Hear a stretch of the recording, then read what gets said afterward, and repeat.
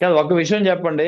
CID ఇప్పుడు ఈ Kadambari Jethwani case ఇప్పుడు మరోసారి బయటికి రావడము, కాదంబరి జత్వాని బ్లాక్ మెయిలర్ అని చెప్పి సిఐడి తేల్చడం తోటి కూటమి ప్రభుత్వం ముఖ్యంగా పోలీసులకు ఒక డిఫెన్స్ లో పడిపోయారా? దీన్ని ఎలా పైకి రికవర్ చేసుకోవాలో తెలియక తెలుగుదేశం పార్టీ అనుకూల మీడియా కింద మీద తర్జన భర్జనలు పడుతుందా? మీకు ఇది బాగుంది, మీ కంక్లూజన్ వెరీ నైస్. ఇదే ఈవేళ దాన్ని తెలుగుదేశం ప్రభుత్వానికి జరిగినట్టు నష్టం, ఈ నష్టం అంతా మీడియా కలగజేసింది. ఈవేళ చూడండి, ఇప్పటిదాకా కమిటీ తిరగతోడారంటారు. తిరగతోడడం కాదు, ఛార్జ్ షీట్ ఫైల్ చేసే వరకు ఆ కేసు మళ్ళీ వెలుగులోకి రాదు, కోర్టులో కూడా వెలుగులోకి రాదు. కోర్టులో ఒకసారి మొత్తం బెయిల్ పుచ్చుకు వెళ్ళిపోయాక ప్రాసిక్యూటింగ్ ఏజెన్సీ ఏదైతే ఉందో 160 స్టేట్మెంట్స్ అందరి దగ్గర రికార్డ్ చేస్తారు, సాక్షుల దగ్గర. సాక్షుల్ని క్షుణ్ణంగా పరిశీలిస్తారు.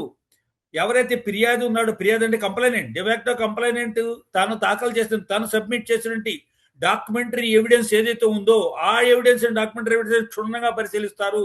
దాన్ని అవసరమైతే దాన్ని టెక్నికల్ ఇన్స్పెక్షన్ కూడా పంపిస్తారు. ఫోరెన్సిక్ అంటే దాన్ని పంపిస్తారు. పంపించి ఇవన్నీ ఈ చార్ట్ వెర్షన్ ఏదైతే, is it correct version or cooked up version or ఈ మీద ఆర్టిఫిషియల్ ఇంటెలిజెన్స్ ఏదో ఉంది కదా, దాని ద్వారా తయారు చేశారా? ఈ ఫోటోగ్రాఫ్లు ఏమిటి, ఈ వీడియోలు ఏమిటి? ఆవిడ నిజంగా ఎగ్జార్షన్ ఆ విధంగా డిమాండ్ చేసిందా, బ్లాక్మెయిల్ చేస్తానని? వీటిలన్నిటి మీద నిర్ధారణ అయ్యాక ఛార్జ్ షీట్ ఫైల్ చేస్తారు. Prosecuting agency is duty to substantiate it's case. Already case file చేసి ఛార్జ్ షీట్ వేస్తున్నప్పుడు సబ్స్టాన్షియల్ ఎవిడెన్స్ ఉంది కాబట్టి వాళ్ళ దగ్గర ఛార్జ్ షీట్ ఫైల్ చేశారు by courting the evidence. Charge sheet అంటే ఏదో 4 ముక్కలు పోలీస్ స్టేషన్ లో కూర్చొని రాసేసింది కాదు. సిఐడి ఇండిపెండెంట్ గా పనిచేస్తే చార్జెస్ వన్ బై వన్ ఎన్ని ఉంటాయో ఛార్జెస్, ఎంతమంది మీద ఉంటాయో, ఇంకెవరెవరు ఉన్నారు దీంట్లో. ఆ ఛార్జ్ షీట్ ఫైల్ చేసిన తర్వాత yes she can approach high court by quashing the charge sheet.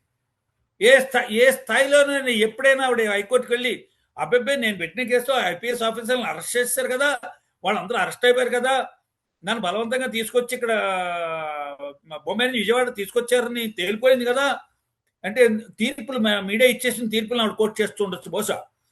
కానీ ఎక్కడా కూడా ఈ జత్వాలని, కాదంబరి జత్వాల మీద విద్యాసాగర్ రావు గారు వేసిన కేసు ముగింపు పలకలేదు, ముగిసిపోలేదు, మూత వేయలేదు, దస్త్రాన్ని తీసి అవతల స్టోర్ రూమ్ లో పడేయలేదు.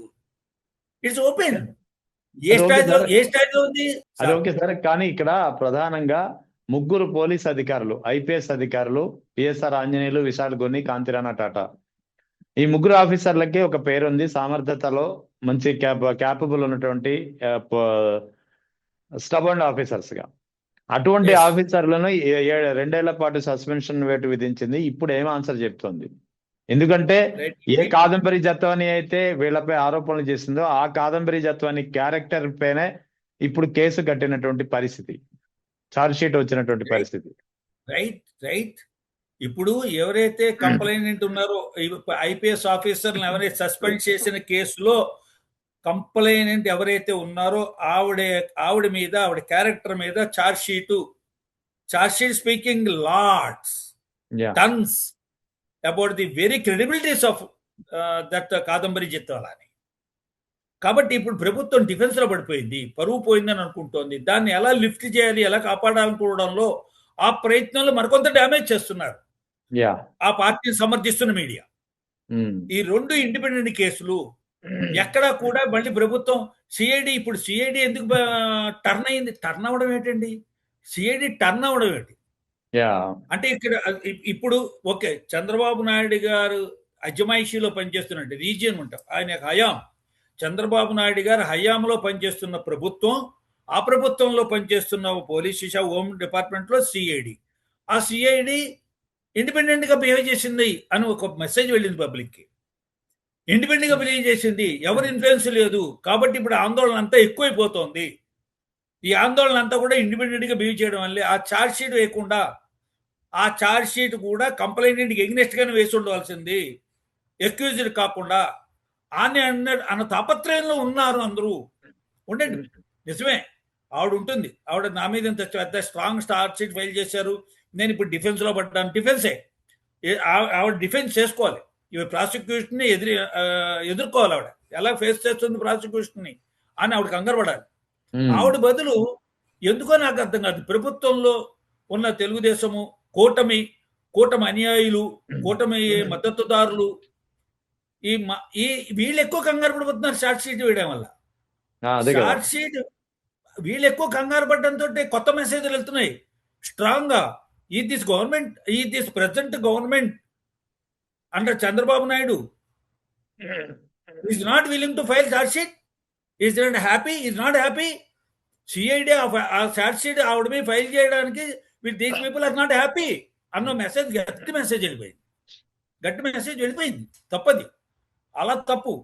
పొలిటికలైజ్ చేయకూడదు దీన్ని. ఈ ముగ్గురు పోలీస్ అధికారుల కెరీర్ అయితే నాశనమైంది. దీనికి ఆన్సర్ ఏం చెప్తుంది? ఖచ్చితంగా వాళ్ళకి ఆన్సర్ చేయవలసిందే, జవాబుదారి సంజయ్ ఇచ్చుకోవాల్సిందే. ఆ కేసు ఇంకా పెండింగ్ లో ఉంది. హైకోర్టు స్పష్టమైన స్టే ఇచ్చింది. దీంట్లో తదుపరి చర్యలు ఏవి చెయ్యొద్దు, ఆపేయండి అన్నారు.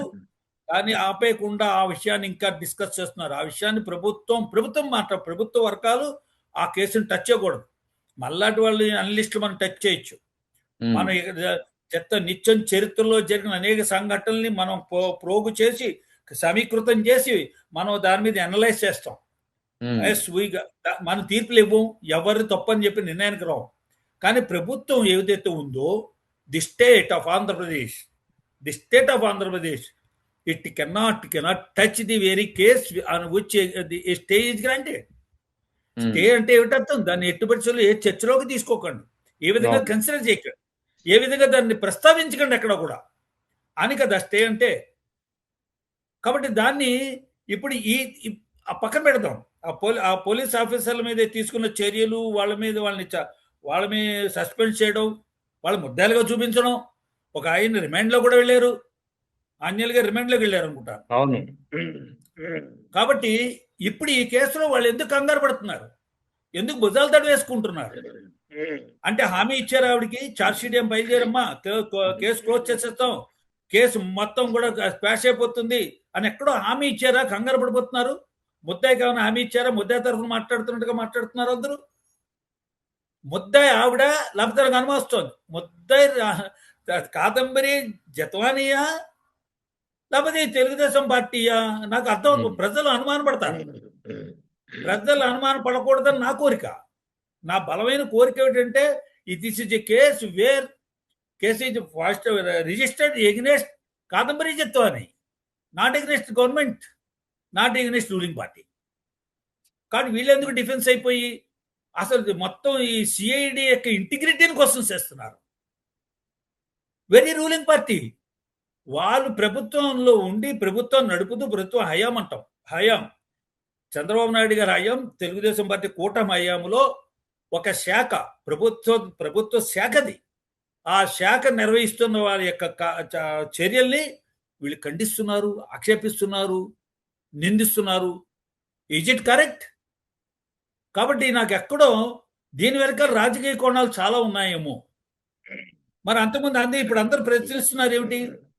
ఎవరైతే ఒక కంప్లైంట్ వేశారో జంధ్యాల గారిని పక్కన కూర్చోబెట్టుకుని మీరు ఏదో దాన్ని ఏమంటారు భూమి పూజలు కార్యక్రమాలు ఇవన్నీ చేశారు, మీరు సంజయ్ ఇవ్వండి, ఇవి కూడా విన్నాను నేను.